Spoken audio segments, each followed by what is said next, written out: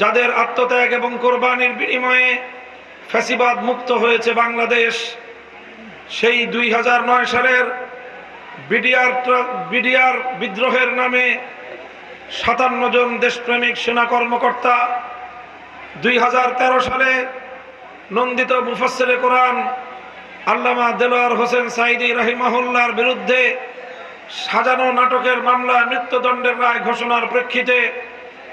নেমে আসা প্রতিবাদী জনতার, কোরআন প্রেমিক শহীদ জনতাকে স্মরণ করছি 2013 সালের 5ই মে শাপলা চত্বরে আল্লাহর নবীর ইজ্জতের হেফাজতের জন্য সমবেত বীর শহীদান হেফাজতে ইসলাম বাংলাদেশের নবী প্রেমিক তৌহিদি জনতাকে স্মরণ করছি। 2014, 15, 16 সালের দিকে